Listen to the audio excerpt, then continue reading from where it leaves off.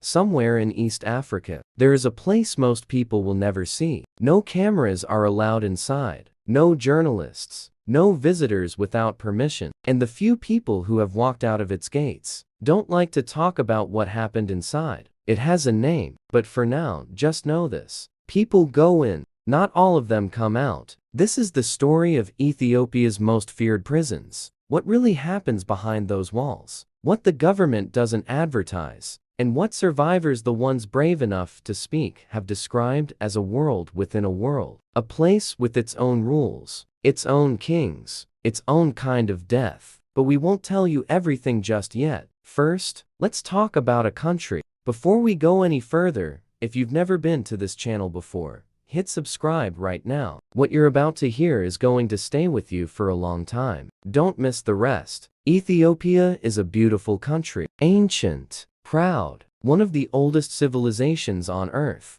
It has mountains that touch the clouds, rivers that run for hundreds of miles, and a history that goes back thousands of years. But like many countries with deep histories, Ethiopia also has deep secrets. And some of those secrets are locked behind iron gates, in buildings with no windows, in places the average Ethiopian citizen walks past without ever looking twice. To understand what's happening inside those buildings, you first need to understand something simple. In Ethiopia, if the government decides you are dangerous, a criminal, a terrorist, an enemy of the state, you don't just go to any prison. You go to the prison. And there are a few of them, each one worse than the last. Let's start with the name you probably haven't heard before. Maekelawi. It sits right in the middle of Addis Ababa, Ethiopia's capital city. A busy, modern city with traffic jams, coffee shops, and millions of people going about their day. And right there, the middle of all that normal life, was a building where people were taken in the middle of the night. No phone calls, no lawyers, no explanation, just gone. Journalists, teachers, opposition politicians, regular people who said the wrong thing to the wrong person. They would simply disappear. And then, weeks or months later, sometimes years, their families would find out where they had been. Maekelawi. Human rights investigators who later documented what happened inside described it as a place designed not just to hold people, but to break them. Sleep was a weapon. Light was a weapon. Silence was a weapon. We won't go deeper into Maekelawi just yet, because what happened there is connected to something bigger, something that's still happening today. Kaliti Prison, also in Addis Ababa, also in the middle of the city. And if you drove past it, you might not think much of it. Just walls, just gates, just guards. But inside those walls, at last count, there were thousands of prisoners packed into a space built for far fewer. Think about your school classroom. Now imagine 3 times as many people in that same room. Then imagine that's where you sleep, where you eat, where you spend every single hour of every single day. No fresh air, not enough food, not enough water, not enough medicine. In 2016, a fire broke out at a prison very similar to Kaliti called Kalinto, and dozens of people died. Some were trying to escape the flames. Some were shot while trying to run. The families of those prisoners never got full answers about what happened that night. That's the kind of place we're talking about. But here's what makes Kaliti different from most prisons you've heard about. It's not just regular criminals inside. Kaliti holds people who have been sentenced to death. Ethiopia still has the death penalty. It is legal. And the people waiting on death row sitting in those overcrowded cells, day after day, not knowing when their time will come, they are living a very particular kind of horror. Imagine waking up every morning not knowing if today is the day. Some of those prisoners have been waiting for years, decades, even. The waiting, survivors say, is its own punishment. Now, here's something that might surprise you. Not everyone in Kaliti is Ethiopian. In recent years, reports have emerged quietly, without much attention from the world, that foreign nationals are dying inside Kaliti Prison. People from other African countries who came to Ethiopia for work, for opportunity, for a new life. Some of them got caught up in situations they didn't fully understand. Some were in the wrong place at the wrong time. Some were convicted of crimes. Some, well, their families back home still aren't sure why they were arrested at all. What their families do know is that they got a phone call, or a letter, or sometimes nothing at all, just silence, and then a body. We will come back to this, because these cases, these quiet, almost invisible deaths, are one of the darkest threads running through this entire story. This story is only getting deeper from here. If you want to follow along through every chapter of this documentary, make sure you're subscribed and hit the bell so you don't miss what's coming. Drop a comment below, where are you watching from? We want to know. So now, you have a picture. A rough one. A sketch. A capital city with hidden rooms. A prison with thousands of bodies squeezed into a space meant for hundreds. A death row where time moves like mud. And foreign prisoners dying far from home, with families who can't get answers. But there's still something we haven't told you. Something about how people survive inside. Because, and this is important, some people do survive. Some people spend years inside Kaliti or jail Ogaden or other Ethiopian prisons and come out the other side. Changed. Yes. Broken in some ways. Yes. But alive. How? Inside Ethiopian prisons, especially in places like Kaliti, there is a world running parallel to the official one. A shadow world, with its own leaders, its own economy, its own rules about who eats and who doesn't, who sleeps in a corner and who sleeps near a wall, who gets protection and who gets preyed upon. In Kaliti, long-term prisoners form what you might call a hierarchy, a pyramid. At the top are the ones who have been there the longest, who know the guards, who control small resources like food, space, and information. Below them, are ones still figuring out how things work. And at the very bottom, are the ones who don't figure it out fast enough. Surviving in Kaliti isn't just about enduring the physical conditions, the hunger, the heat, the sickness. It's about reading a room, about knowing who to talk to and who to avoid, about keeping your head down at the right moments and standing your ground at others. It's about becoming, some ways, a different person. And the people who have come out and spoken, to human rights organizations, to journalists, to anyone willing to listen, they all say the same thing.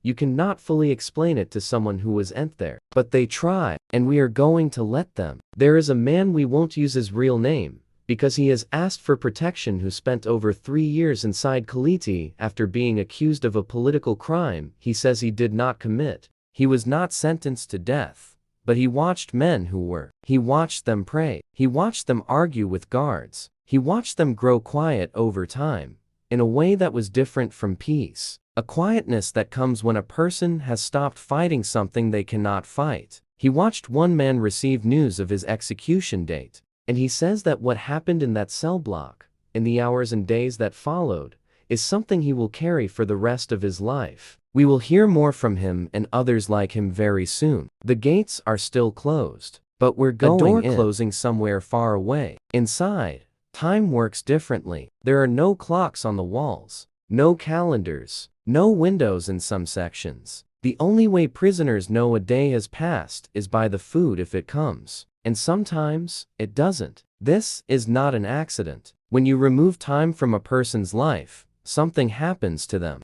Something quiet and invisible. Their mind starts to bend. Their sense of self starts to blur. Who they were before the gates close behind them begins to feel like a story someone else lived. This is what former prisoners describe, not as a complaint, just as a fact. And it is one of the first things that happens to you inside Ethiopia's toughest prisons. Before the hunger, before the illness, before anything else, you lose track of time. And then, slowly, you begin to lose other things too. Let's go somewhere most people have never heard of. Jail Ogaden. It's also called Jijiga Central Prison, named after the city it sits in, Jijiga, in the eastern part of Ethiopia, in a region called the Somali Regional State. It's far from the capital, far from the cameras, far from most of the world's attention. And that distance is part of what made it so dangerous. Human Rights Watch, one of the most respected human rights organizations in the world, sent investigators to document what was happening there. What they found, based on interviews with survivors and former detainees, was a prison operating almost like its own country, with its own logic, its own punishments, its own version of justice that had very little to do with courts or laws. People were brought to jail Ogaden, not always because of what they did, but because of who they were. In the Somali regional state, there was a long-running conflict between the Ethiopian government and a group called the Ogaden National Liberation Front, the ONF. And in a conflict like that, suspicion spreads like smoke. You didn't have to be a fighter, you didn't have to carry a weapon, you just had to know someone, or be related to someone, or live in the wrong village. Survivors who spoke to investigators described things that are difficult to hear. Stress positions held for hours. Cells so crowded that men slept in shifts because there was no room for everyone to lie down at the same time. A lack of medical care so severe that treatable infections became death sentences, not the legal kind,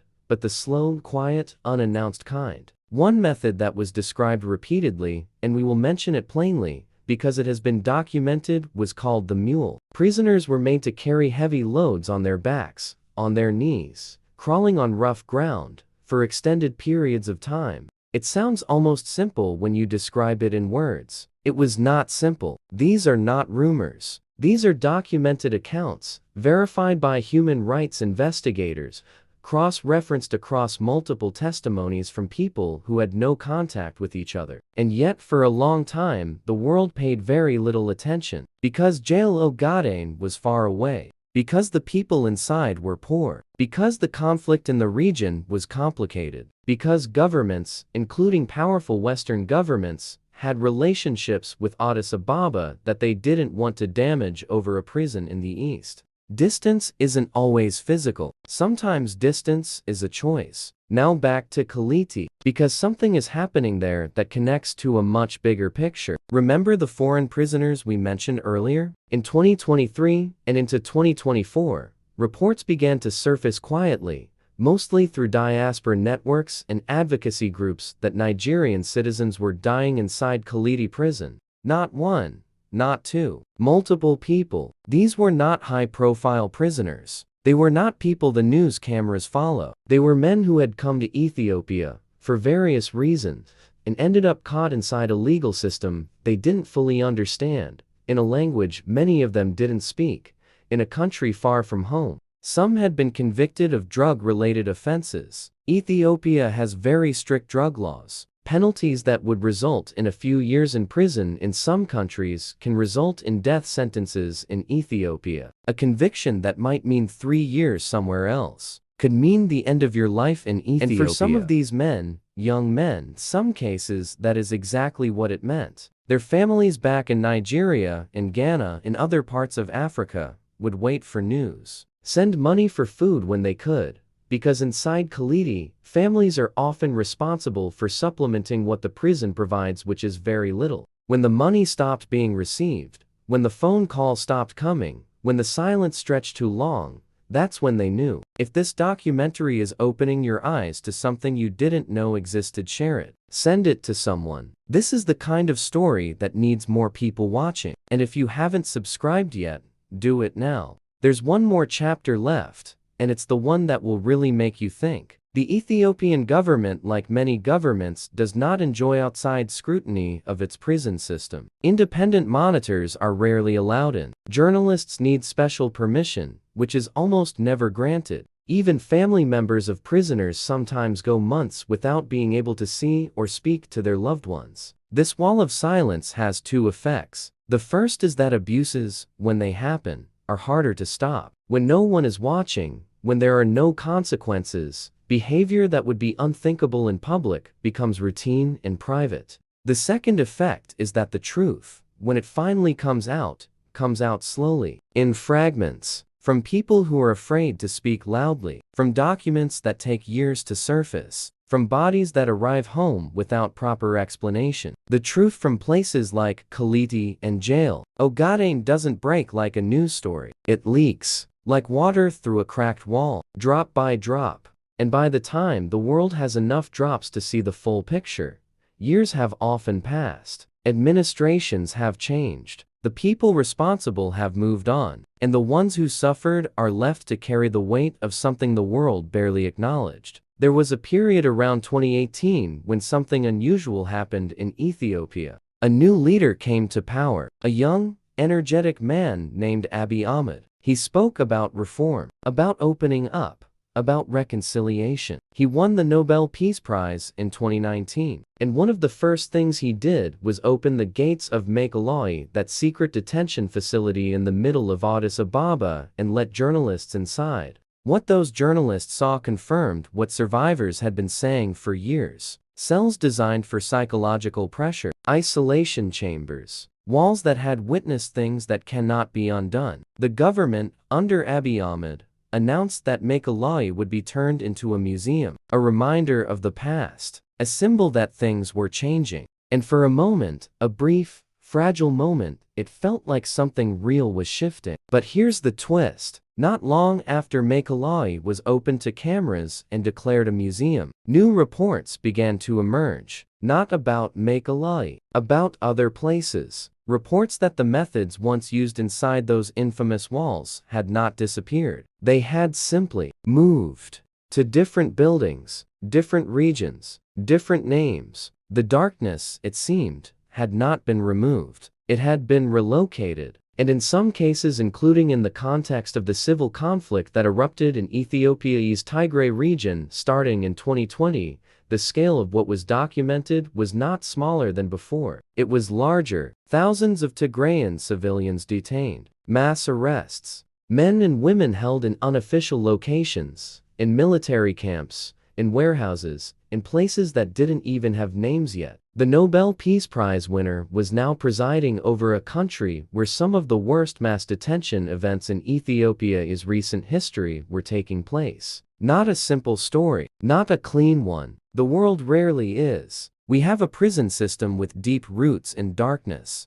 We have reforms that looked real from the outside, but were incomplete on the inside. We have foreign nationals dying quietly in overcrowded cells. We have survivors carrying stories too heavy for most people to sit with comfortably. And we have one more question, the biggest one. For the people on death row in Kaliti right now, for the ones waiting in cells without windows, for the ones who went in young and are coming out old, or not coming out at all, what happens next? That is where we are going. There is a question that sits at the center of all of this. Not a complicated question, not a political one, just a human one. What does it do to a person to know that the system that is supposed to protect them is the same system that is hurting them? We've walked through the history. We've seen the buildings. We've heard fragments of what happens inside. We've followed the trail of foreign prisoners dying far from home, of reforms that didn't reach far enough, of darkness that moved but didn't disappear. Now, it's time to talk about the people, not the policies, not the governments, not the reports with footnotes and reference numbers. The people.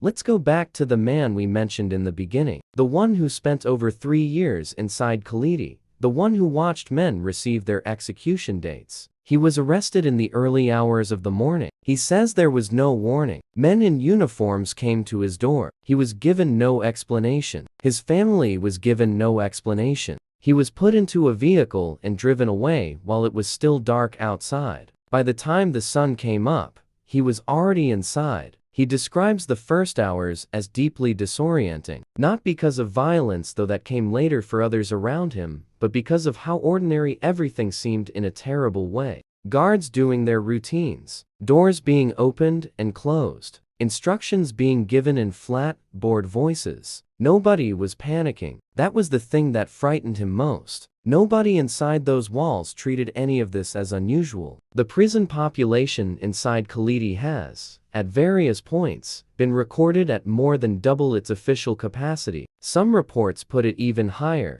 Think about what that means in practical terms. Food is scarce. Not dramatically, not like a movie, but chronically. Day after day, slightly not enough. Over weeks and months, the body begins to show it. Weight drops. Energy disappears. Small illnesses that a healthy, well-fed person would shake off in days become serious problems. Tuberculosis (TB) is one of the most significant health threats inside Ethiopian prisons. It spreads through the air. In an overcrowded cell with poor ventilation, one person with TB can infect many others. Studies conducted on the prison population in Ethiopia have found TB rates dramatically higher than in the general population outside. HIV is also present at elevated levels inside the prison system. These are not dramatic, explosive threats. They are slow ones. They work quietly, over time, in bodies that are already weakened. And when a prisoner gets sick inside Kaliti, genuinely sick,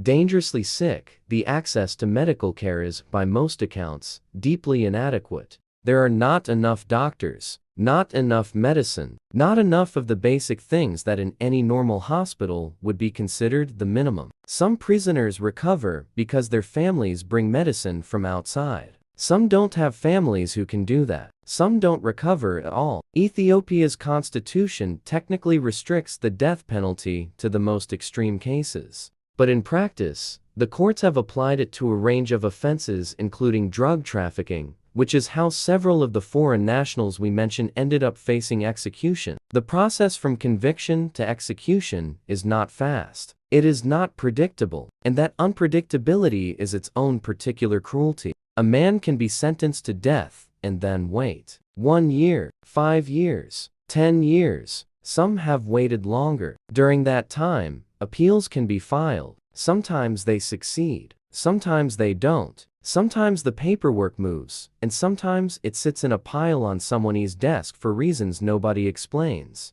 The man we have been following, the one who spent 3 years in Kaliti, says that the death row prisoners existed in a state he struggled to describe. Not hopeless, exactly, but not hopeful either. Something in between. A suspension. Like a breath held for so long the body forgets what it felt like to breathe normally. He watched a man who had been convicted of a crime connected to the political violence of a previous era receive the news that his final appeal had been denied. He says the man sat down very quietly after hearing the news. He didn't cry, didn't shout, didn't pray loudly, he just sat down. In that image, a man sitting down quietly after being told his life was officially running out, is one our witness says he will never stop seeing. There are people fighting against all of this. It would be wrong to tell the story without saying that clearly. Ethiopian lawyers who take on cases that most of their colleagues avoid. Human rights workers, some of them Ethiopian, who document abuses at personal risk to themselves. Families who refuse to stop asking questions even when every door is closed in their face. Diaspora communities abroad who raise money, raise awareness, make phone calls to embassies and consulates on behalf of people trapped inside.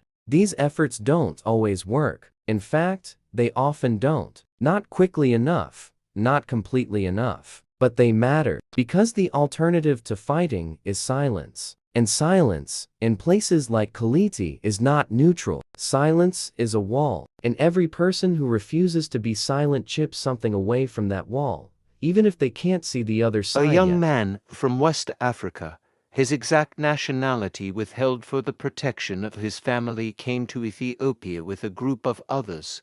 He was in his mid-20s. He was arrested and charged with a drug offense. He was convicted. He was sentenced to death. His family back home spent years trying to get information. They contacted their government. They contacted Ethiopian authorities. They contacted human rights organizations. They sent letters. They made calls. The responses they received were slow, partial, and often contradictory. At some point, the calls stopped being answered. At some point, the letters stopped receiving replies. And then, through a network of other families in similar situations, people who had formed a quiet, painful community of shared waiting, they received word. He was gone. No official cause of death was clearly communicated. No body was returned in a timely manner. No proper explanation was given. Just gone. A young man in his 20s who had come to another country looking for something better, and had instead walked into something he couldn't walk back out of. His mother, when she finally spoke to an advocacy organization, said one thing that stayed with those who heard it. She said, "He was not a saint, but he was mine, and he deserved to know why." So where does Ethiopia's prison system stand today? The honest answer is, and a complicated place, there have been real changes. Makaloli was genuinely shut down and documented. Some political prisoners have been released under by Ahmed's government, but the problems are structural. They go deep. Overcrowding doesn't get fixed with a speech. Tuberculosis doesn't get fixed with a press release. A culture where prisoners can disappear without accountability doesn't change because one building was turned into a museum. And the conflicts that have driven mass detention in Tigray, in Oromia, and other regions have created waves of new prisoners, new cases, new silences. The system is not getting simpler. It is getting more crowded. The people inside Ethiopia's toughest prisons are not abstractions. They are not statistics in a human rights report. They are not footnotes. They are people who woke up one morning in their own lives with their own families, their own worries, their own small daily routines, and then something happened and the gates closed and the world outside kept moving while they stayed still. Some of them did terrible things. Some of them didn't. Some of them are guilty of exactly what they were convicted of. Some of them are not. The justice system, in any country, is not perfect. And a system with limited resources, limited oversight, and significant political pressure on the courts, the gap between guilt and punishment can become very wide. That gap is where people fall. And the ones who fall in are not always the ones who deserve to. The gates are still there. They open sometimes, not often enough. And when they do, the people who walk out carry something the rest of us will never fully understand. Not just memories, not just scars, a knowledge of what exists in the quiet places. What happens when no one is watching? What people are capable of doing to other people when the cameras are off and the doors are locked and the world has decided, consciously or not, to look somewhere else? The question this documentary leaves you with is not about Ethiopia specifically. It is about all of us. When we look away from the prison far from our city, from the foreign national who died without a headline, from the family still waiting by a phone that will never ring, what are we saying? What are we choosing? And what would we want someone to choose if it were us behind those walls?